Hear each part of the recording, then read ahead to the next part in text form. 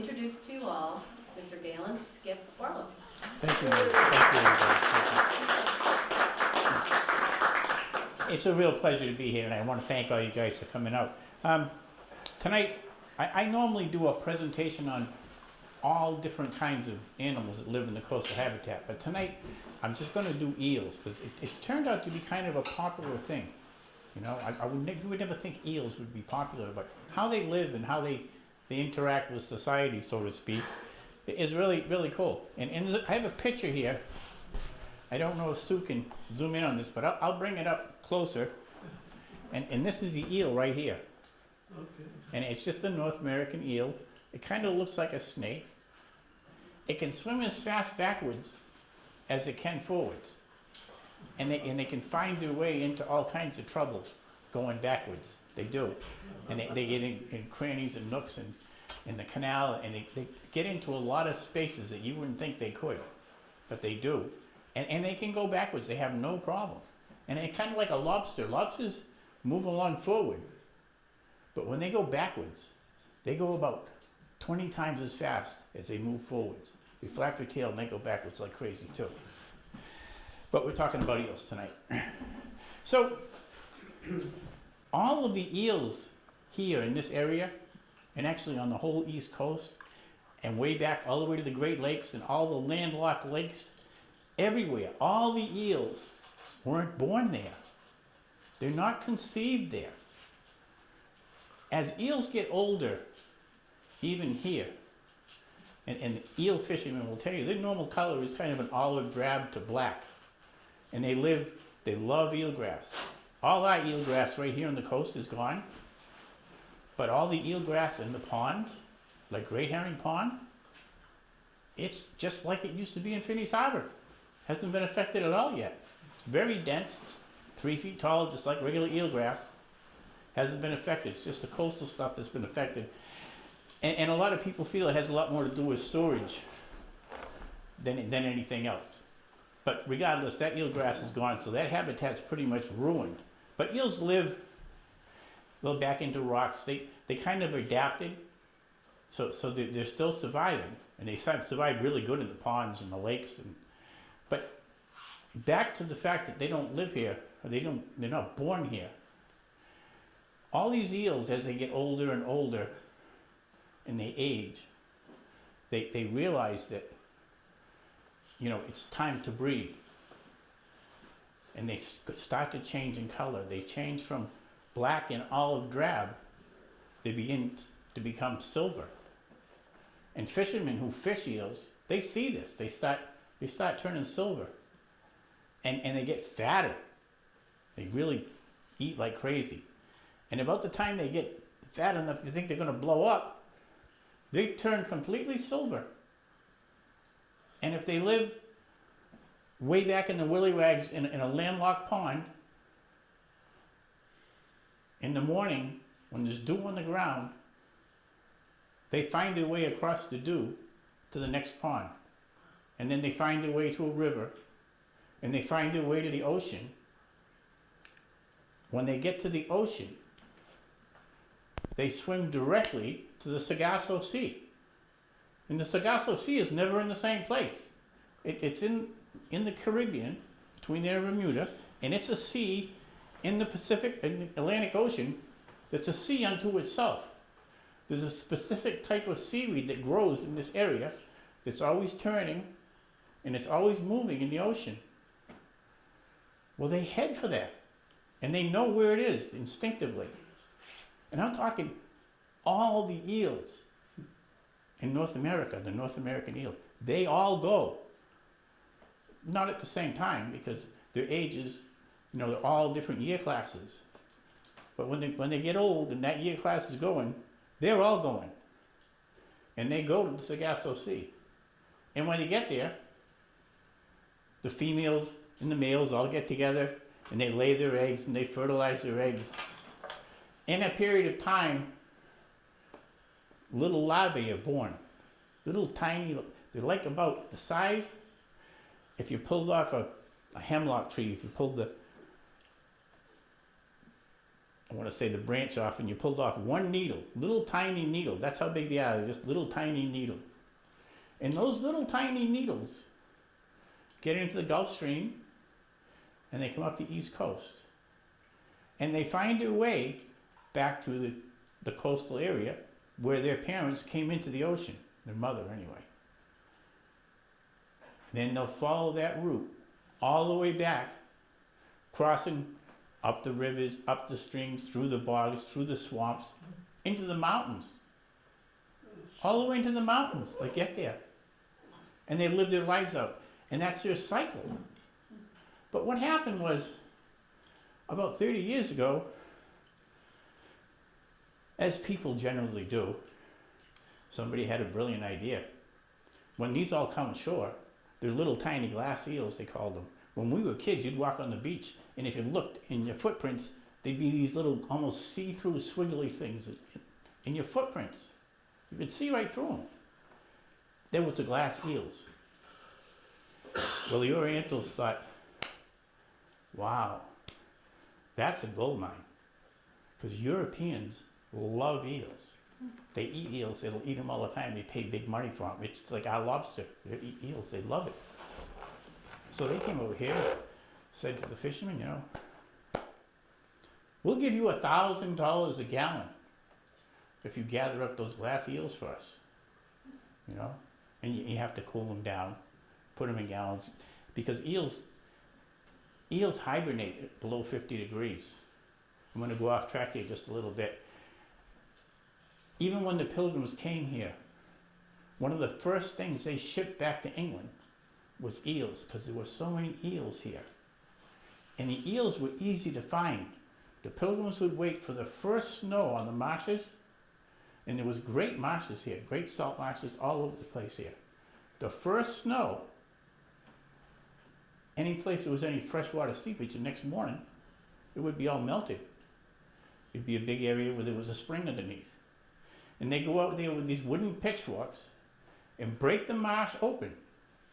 And where all that fresh water was, eels would be hibernating, because that fresh water coming up would be 50 degrees. And the eels would hibernate in it, and they would never freeze.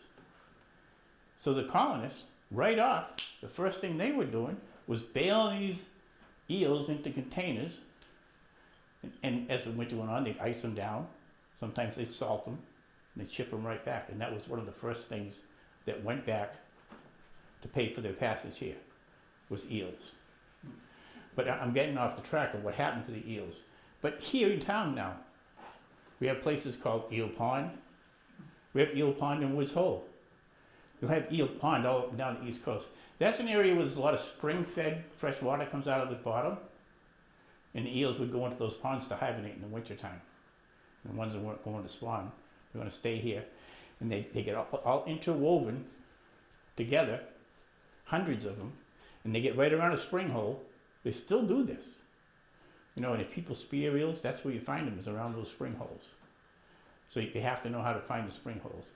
And they're not hard to find. If you live here in the wintertime, when you get the first skim ice in places like Squatigue or Eel Pond or even Phineas Harbor, Buttermilk Bay, there's underwater springs. And when those underwater springs come up, they melt the ice. So you see these spots where it looks funny and it's black and it's all white around it. Well, those are where spring holes are. And in those spring holes, or around those spring holes, if you were to start spearing like you were spearing for eels, you'd get eels. And you'd get plenty of them. Nothing like they used to get. They used to fill boats with them. So I want to get back onto what happened to the eels. First, the habitat got really diminished. Excuse me. You know, it got diminished because a lot of eelgrass beds died. We think a lot of eelgrass beds died here. 80% of the eelgrass beds on the East Coast are gone. That's huge. And they have been gone now for 20 years. And, you know, there's been a lot of efforts to fix that, but it's not working out. I don't know what's going to make it change back. I don't foresee it in my lifetime. Little patches come here and there, but there's been no big recovery. So the Japanese came and said, we can handle these eels, we can get them back to Japan. We're going to grow them out to be full-size eels. That was what the plan was. They have these big saltwater tanks, and actually they're not saltwater, they're probably freshwater. And they aerate them because eels will grow either fresh or saltwater, no problem. So they got these big tanks. They really put a lot of oxygen to them. They really pack them with eels, and they feed them chicken food. And they grow like crazy. So, but they need the babies, because they can't be running to the Sargasso Sea and trying to catch them because they're only a little too small. So they came up with this idea. They came to the fishermen on the East Coast. There was no law against this. And in some states still allow it. Fishermen would take women's pantyhose and put them on a wire frame. So you got the two legs and the wire frame, that was the net. And they would go along and they could, get a pint, sometimes a quart of glass eels in a pair of pantyhose. When you're talking $1,000 a gallon and you're getting a quart in a pair of pantyhose, it adds up pretty quick. You can even get extra pantyhose. You make so much money, But really, this started, and it wasn't illegal. And it happened on the whole East Coast. It wasn't like it just happened in Georgia or North Carolina or Massachusetts. It came in like a tornado. Everybody was doing it all of a sudden. And everybody was looking at these fishermen, the recreational fishermen, the law enforcement, and they were saying, what the hell are these guys doing? Nobody knew. They didn't realize they were harvesting this many eels, walking up and down the shoreline with pantyhose, So these guys for like 2 seasons got away with it. They would make out a ton of money. It was good money. It was new money to the area. You had no money and you could sell a bunch of eels and you bring in new money, everybody thought you were good. But the fact is, in a period of about 5 years, the government finally realized what was happening and they jumped in and pretty much banned it. Most places. There's a few places still allow fight nets, and I think Maine and Connecticut allows it a little bit. But most places banned it, and most people, if they see it, you don't see anybody walking along the shoreline anymore with a roller with a pair of pantyhose on it, gathering eels. That went away. But they caught so many eels that the population was seriously diminished, probably to about 15% of what it was before it started. That's huge. Millions. And a lot of money was made because those would go right, they were going to the market in Europe. So it drove the price of the wild eels down in it too. It flooded the market at the same time. So what you were eeling, it kind of got knocked out. But to make a long story short, for the eels to do this transition from the lakes to the Sargasso Sea and the little elvers to get back to shore takes a year. It takes a year for that. Well, the European eels, they have a very similar eel, the Europeans do, that live in Europe. You can hardly tell them apart, they're that similar. But European eels,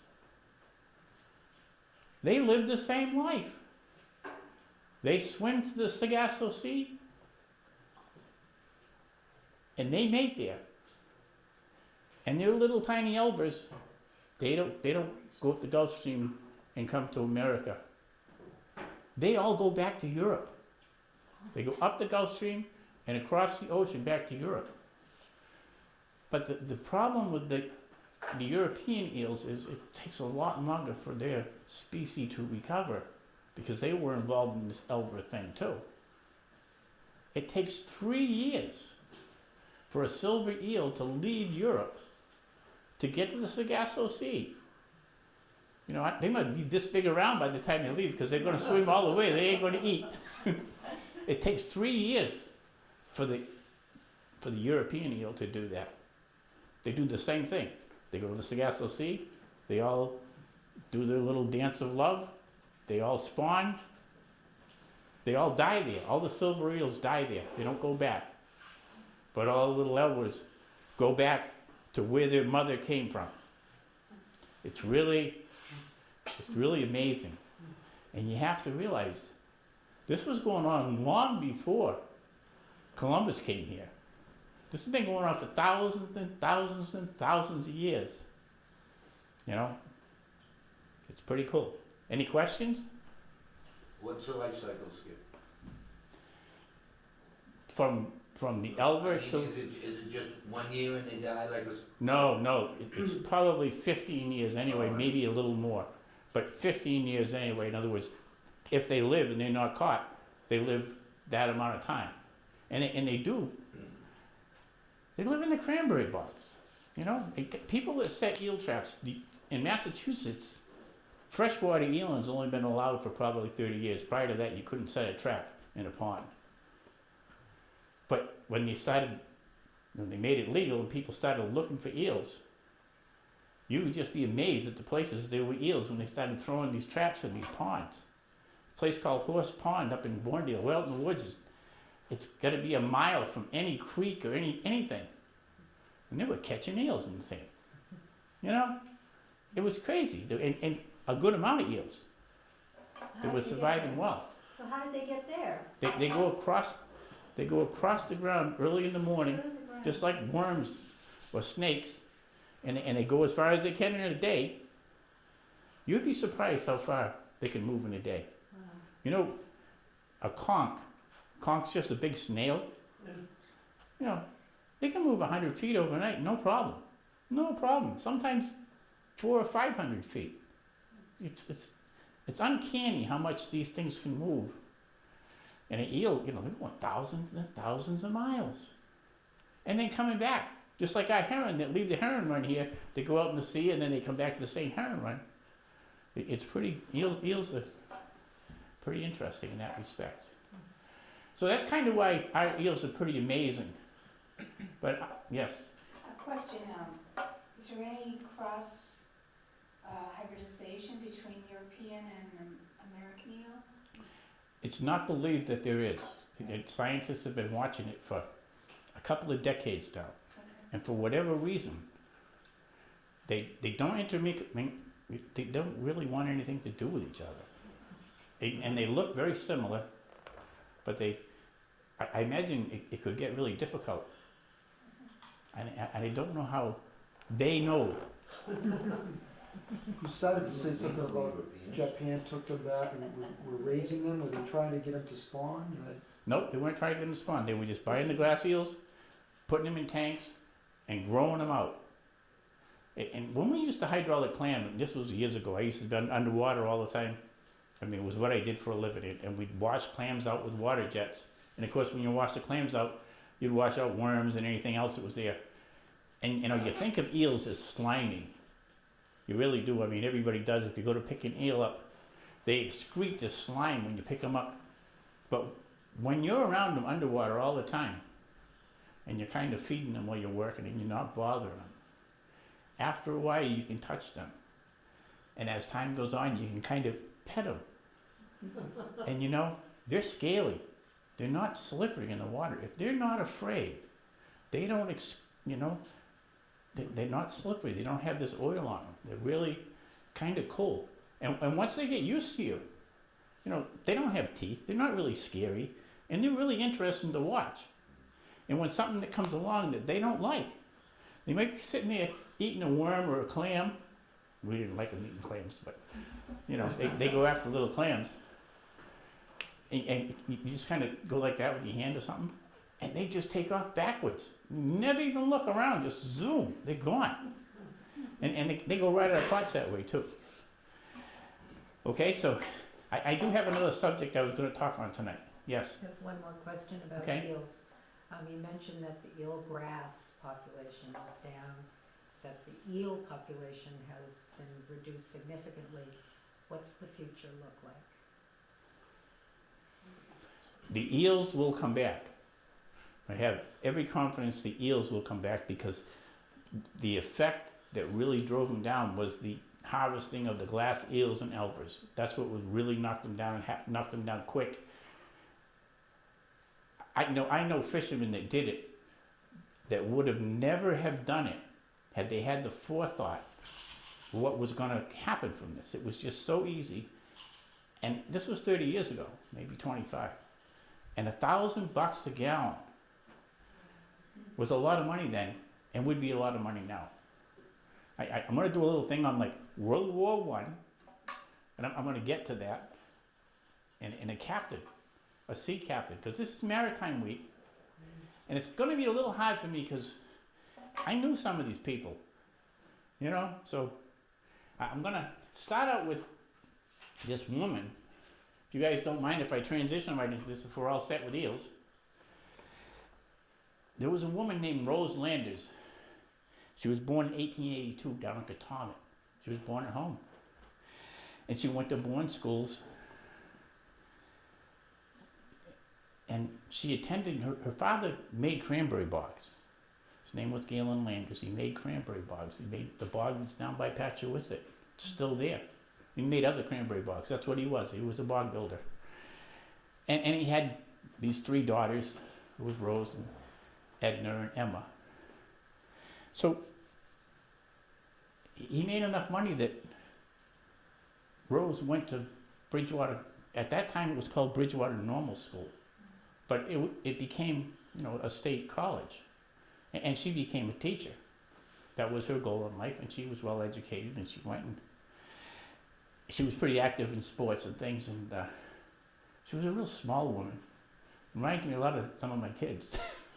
But she went to this school, and she met a man there while she was there, a guy from Middleborough, and she fell in love. And they became engaged, and they were going to get married. And she lived down in Catawba. Big transportation back in the early 1900s was, you know, you'd hop on a train. If you wanted to go somewhere, you wouldn't buy a ticket. You'd just hop on the train and climb up on the baggage car or whatever and ride down the Cape if you were in Middleborough. Well, he missed the train one night, kind of went underneath it, and he got killed. You know, my grandmother was, Rose was my grandmother. She was devastated. You know, this was her true love, and he died. And she was just out of college, and she was just kind of lost. She really was. So that's not her whole story, but that's her story. That gets her there. This tells you who she was, and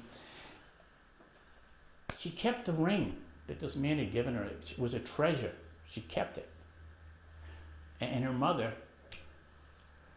whose husband had just died, and now she was the one who owned the cranberry bogs, and she had the kids to take care of. She pressured her hard to get married. There was this sea captain who was really fond of her. And he was 4 or 5 years younger than her. But her mother said, you know, throw your caution to the wind and just marry this guy. You'll be okay. You'll have a good life. You know, get over it, you know. You're never going to have this guy back that had died. And, you know, she really pressured her to get involved with this Alden Barlow. You know? Now, I got to tell you a little bit about Alden. Alden's father was Edward Barlow, who was a local sea captain, lived on Barlow's Landing Road. Edward's father lived across the street, and that was Jesse Barlow. You know, he had been a sea captain for generations also. And Alden grew up in this, you know. Alden grew up, we got a deck cabin down on Aptuxet that was built in 1850. When Alden was a kid, he played in this thing, you know. It was just an old deck cabin. But, you know, he was a kid. And he loved sailing. He loved the salt. He just loved it. The whole thing, he loved it. And during the summers, when school was out, his mother would tutor them. And they would sail back and forth to South America, because at that time, wood was a big deal here. Because everything had been cut down, all cut down to go to the trains. You know, for heat and fuel and to build boats. We were going to South America to get wood. And this is what Alden grew up on. Alden was the oldest of 3 brothers. It was Alden and Julian and Franklin. Franklin was Bucky's father. You guys all know Bucky down in the boatyard. He just died last year. Well, Franklin was Bucky's father. Julian was his father's brother, who also lived down there, and he ran a tugboat in New York City. Lived in Pecasset, but he was a captain of a tugboat in New York Harbor his whole life. His logs are still around, 50 years of every day. What he did, they're still around. But Alden wanted to see the world. Alden was all about Alden. He was a real pompous ass. But he was my grandfather. You know, and when I would go see him, he would always have candy for us kids. As I got a little older, I was allowed into his house. He lived by himself at that time, a little house no bigger than this. And I would go in there, and it was heroin and morphine everywhere, because he had great tang, and he had all this medicine. And then there was scotch and whiskey everywhere, because, you know, it's social. And he smokes a cigar, and he always dressed as the captain till he died. Every day. He wore it not as a naval captain, but as a merchant marine captain, with khakis and his hat and everything. And he had been a captain. He had made it. But when he was young, that's what he wanted to be. And there wasn't a lot of steam going on when he was a kid. He was born in the 1800s. He got his first master's license on sail. He was a local expert on the fore and aft rate. He was considered, you know, nobody knew more than him about the fore and aft rate. But as time progressed and you got into the early 1900s, the fore and aft rate was kind of falling to the wayside because steam was coming in. So he went back and retrained and got his captain's license under steam. And as soon as World War I started, he was kind of brought into the Navy as lieutenant commander. Boom. And he was sent to Europe with a minesweeper. That was his thing. He's going to Europe. He's got his own transportation. He's going to find some women. and you know, he did. He went over, you know. My father was born in 1911, so by 1918, 1919, he was like 9 years old. And my Aunt Priscilla was his little sister. She was born in 1914, so she was 3 or 4 years old. She was a little baby. You know, but here's this guy who had been here, you know, and then a sea captain, and then right here in the States, right with his family, and all of a sudden, you know, he's almost 30 years old, and he's set free. You know, his ego was as big as his boat. Wow. You know, he really was interested in, and so he started, I'm not going to say having affairs, but they weren't really affairs. They were encounters with all these different women. And they really loved him. They thought he was wonderful. Nobody knew he was married, you know. And then he would tell them, you know, write me, and he would write them. And he'd have the letters sent to his sister's house in Pecasset, and he would pick them up there, you know.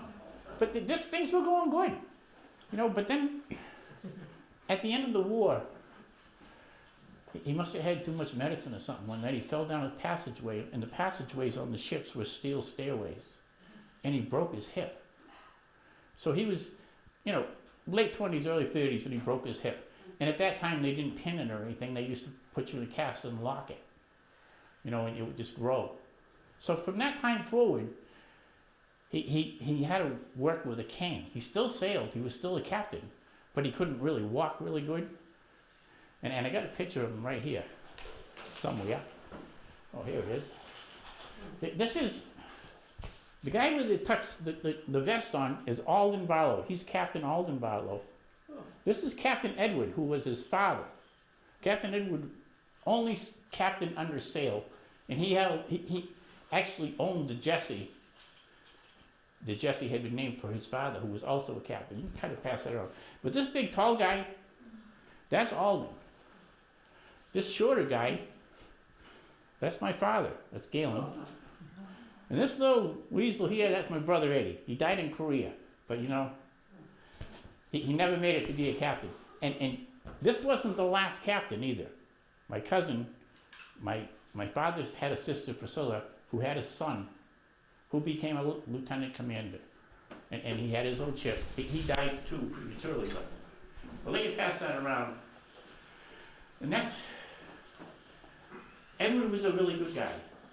Alden was really a good guy, but he had his vices, you know? And Rose Barlow, she didn't really ever love him, but she had his children, and she was having a life, and, you know, she always loved this man. And Alden, when they were first married, he couldn't stand the fact that she kept this guy's engagement ring. It used to drive him crazy, and he would try to steal it. So while he was away on one of his tours in Europe, she made this little doll she crocheted. She made this little doll, and she put that ring in that little doll, inside of it. And she kept it on the couch. And that was there until she died. She died in 1968. She never let any of us kids, anybody, mess with that little doll. And it was cool. It was a little doll. I can still see it. It was red and white, sat right in the corner of her couch. She made it. And that ring was inside that doll. None of us ever knew it. And he never knew either. And that's kind of the woman she was. You know, she was going to hide something. You weren't going to find it. Well, Alden, after he fell down the stairway, he knew he was in trouble as he got older, so he bought a bunch of land down in Pecasset, a lot of land. And he bought land not where his father, this is the picture, and I'll send this around, from up behind Edward Barlow's house, his father's house. So this was his father's house, this was his grandfather's house. They're on Barlow's Landing Road. This road way over here is Wings Neck Road. There's no houses. Of course, there's no trees because all the trees had been cut down at that time. But next to this house, there's a big windmill. He put a well in, a wind-driven well. He sold all this land. This is called Nantucket Heights. He sold each house lot separately. And if you bought a house in Nantucket Heights from him, or a house lot, you had to agree to buy your water from him. So he had his own water company. So if you look at this picture, these are the three houses, the generational houses. This one was built in 1922. That was still a dirt road going out to Wings Neck in 1922.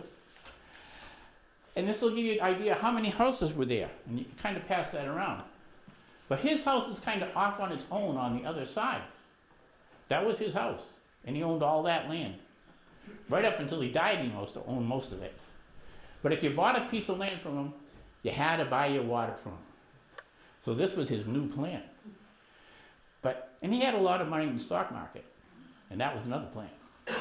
But he bought all this land, built that house, built the water pump, sold all that land to those people that built those houses. And then, of course, the stock market crashed, and he lost his shirt. But he still had the house and everything that went with it. So time went on, and he got up close to 1930. Now, he wasn't getting any better in his hip. He was going to have to go to the hospital. They took him into the Brighton Marine Hospital in Boston. So my grandmother decided she was going to run the water company because, it was good money. She hadn't been in the office. The office was down almost in Nantucket Heights on Chickadee Lane. So her daughter Priscilla went down. Of course, the office, was just like his house. It was full of cigars and booze and pills and crap and everything. But that was his place. It was like his man cave. So they decided to go clean it up for him. And my grandmother found all these letters that are in there. She found all these letters of all these encounters he was having with these women when he was in Europe, and then some in New York City. She found all the letters. And in those days, his standing in the community as a sea captain was huge to him. That was his life. Everybody looked up to him. He was Captain Barlow. I had to call him Captain Barlow. He was my grandfather. That's the way he was. That was his standing. He had to be Captain Barlow. You know, and my Aunt Priscilla, she was young and she was quite well-endowed girl. And my grandmother said, I want Priscilla to go to college. He said, she don't need to college. She could be a wet nurse. That's exactly what he said to her. He said it in front of Priscilla. You know, Priscilla was really hurt. And Priscilla was pretty smart. My grandmother was smarter. She said, Priscilla, don't you worry about it. You're going to college. You know, and she told Alden. She goes to college, where everybody in town sees these letters. Period. He was kind of shocked, you know. And he was headed back. I mean, he was still in Brighton actually when she had the letters. He was up in the hospital still, and he was just kind of devastated a little bit because he knew his ego couldn't handle that. So he said, okay, she can go to college. So he came home, but he couldn't climb the stairs to the second floor of the house anymore. So Rose and Priscilla said, you know, we'll put these letters up in the attic. We'll put them way back in the eaves. He ain't never going to get them. And you know, they did. And they put them back in the eaves in the house. Early 1930s. Well, Alden never got to be much better. My grandmother never was really happy with him. And then her father died, or actually her mother died, because her mother was running the bogs. And she inherited the bogs and the money from the bogs. And she sold her bog. And she told Alden one day, you know, Alden, they had a big brand new house there on Wings Neck Road. She said, you know, I'm leaving. I want to build my own house over at Buzzards Bay. He said, oh no, you can't do that. I can't live here alone. She said, well, tough shit for you. I'm going. You know? So he had to move into his little tiny office that was his water department. I'm talking tiny. It was like 15 feet by 15 feet.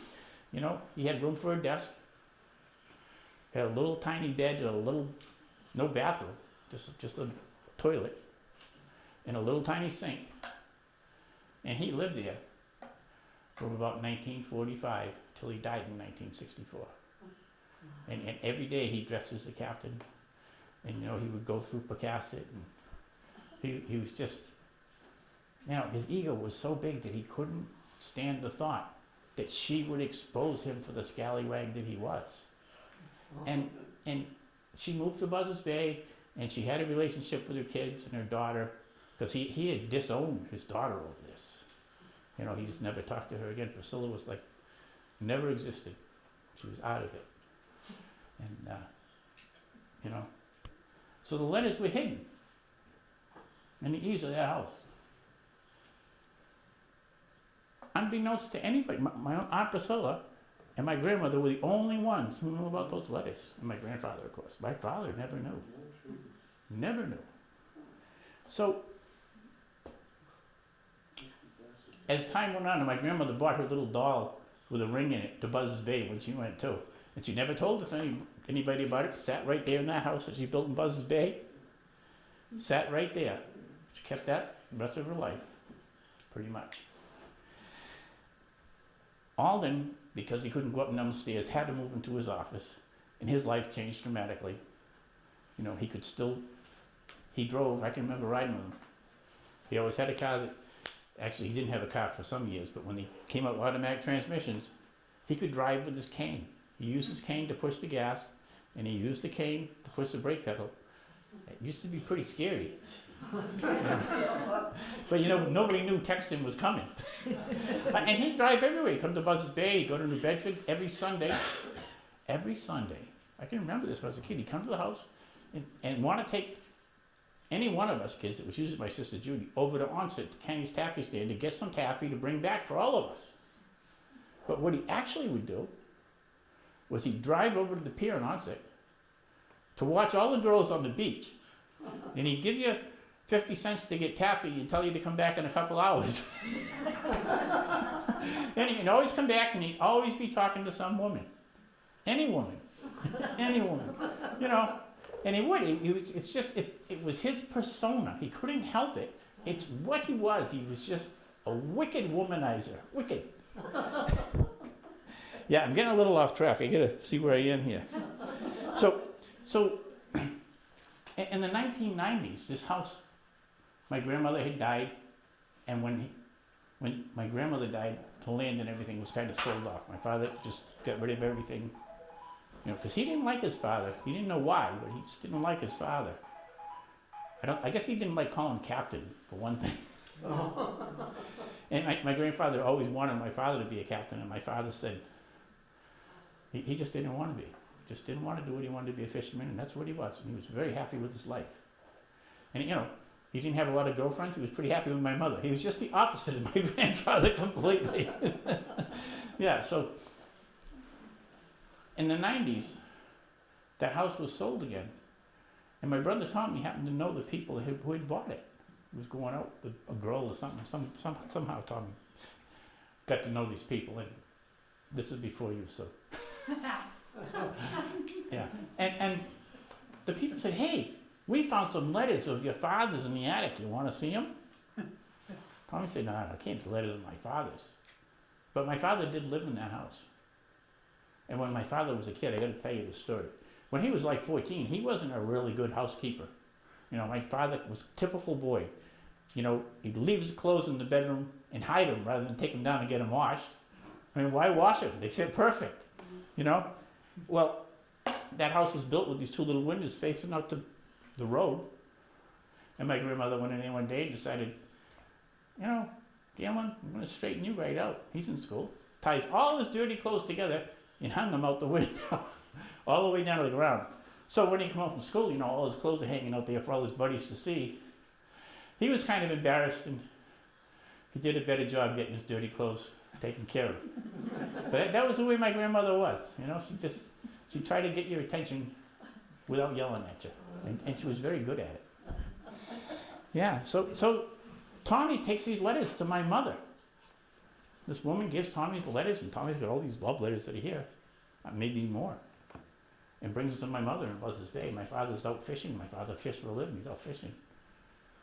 My mother sees his letters and says, oh, God, Tommy, your father doesn't know anything about this.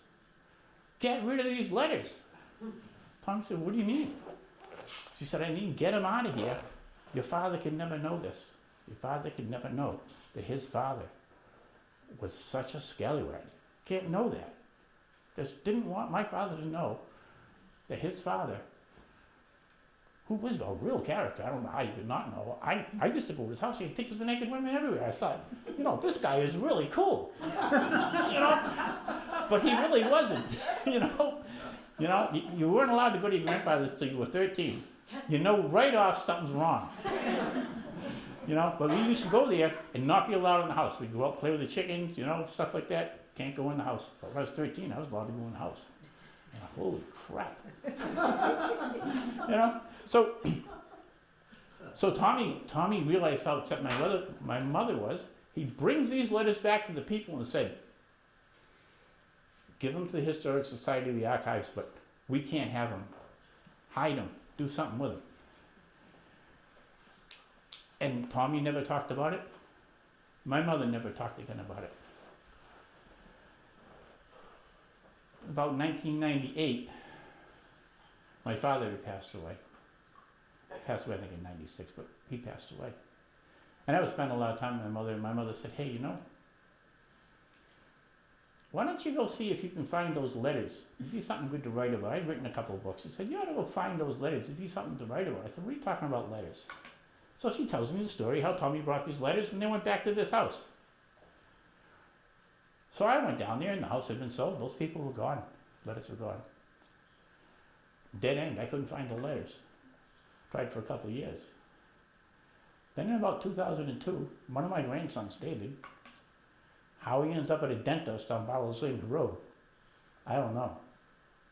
But he goes to the dentist there, and the woman said, wow, you're a Barlow.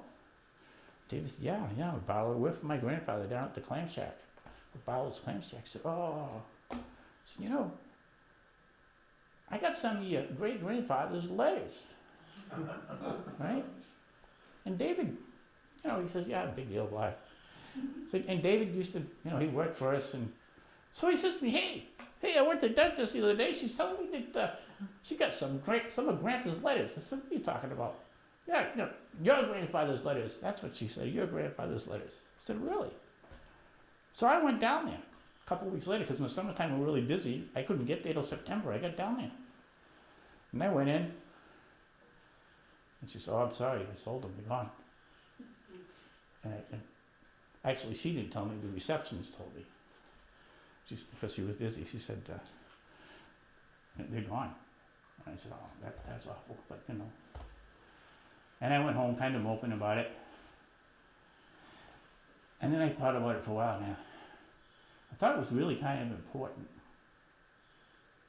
So along comes my Aunt Priscilla, who comes to my shop all the time. She passed away now, but in the 2000s, in early 2000s, she came to shop all the time.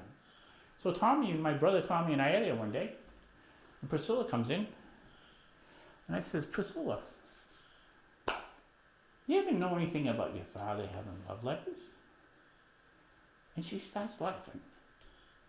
And she starts telling Tommy this story, and me, the story of how they had found these letters, her and her mother had found these letters in his office, and how they had blackmailed him. And, Priscilla had gone to college. Priscilla's retired now, I mean, she's dead now, but at that time she's retired. And they got these letters, and everybody got, it was like Christmas. The guy was like Santa Claus, My grandmother would say, do this, and he'd do it, Galon needs this, boom, he got this. Priscilla needs that. My grandmother wanted to live in Buzzards Bay, the hell with him. God bless you. And every day, when she lived in Buzzards Bay, she would call him up, I can remember it. And she'd say, Alden, I want pork chops tonight, and I want green beans, and I need mince to make a mince pie, and I need this, and I need that, and I expect you by 11 o'clock. And he would show up with everything she ordered. He was like her little slave. I'm telling you. And this is all, when I'm a little kid, this is what's going on. And all this, and so I wrote this doctor a letter. I got the letter right here. But in the letter, and I'll read it to you. I had it. Here it is. I wrote her this letter because it was really bothering me. I said, Dear Dr. Murphy, please allow me to introduce myself. I am Skip Barlow, a grandson of Captain Alden Barlow. Alden was a true scallywag in his time, and much of the evidence of his egotistical misdeeds still exists, long since he's gone. Years ago, my brother Tom saw letters found in the eaves of an old family house to and from Alden. At that time, Tom and my mother read the letters. They were appalled at the thought and returned them to the owner of the house and I asked them. I wanted to see the letters. Was pretty much put off. Years later, I asked my father's sister, who was now in her 90s, if she knew anything of her father's letters. She laughed and told me a fascinating story of how her and her mother found these letters in her father's office while cleaning it. My grandmother, Rose Landers, had been brought into an arranged marriage to Captain Barlow by her mother. For years, Rose had endured a loveless marriage to a very self-centered, egotistical tyrant. The letters gave her the leverage for her to provide for her daughter a good education, her son, my father, the opportunity to have a home for his family, and most important of all, she leveraged her own home and the freedom from this tyrant. She built her own home in Buzzards Bay. My grandfather lived his life out in the office of his water company just down the road and went on at Bluffs. You have to understand that in those days it was unlikely that she could have gotten a divorce,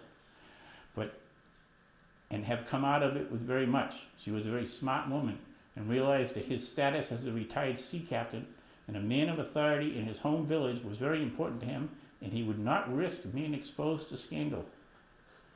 I would like very much to actually see these letters hidden by her and her daughter in the attic of the house on Wings Neck Road. I understand you had them. So I sent her that letter. About 6 weeks later, they called from her office, and she had brought the letters back. It was, and we got them. It was so cool. And we have them. And that's kind of the story, guys, you know, of a sea captain and his wife. And it's a true story.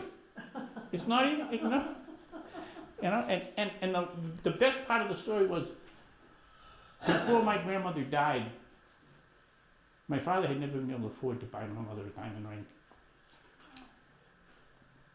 She came over to the house and they were redoing the kitchen. And she claimed she found this diamond ring in the wall. She gave it to my mother. So when my mother passed, my sister Betty now has it. But that's the ring. So that's it, guys. Thank you.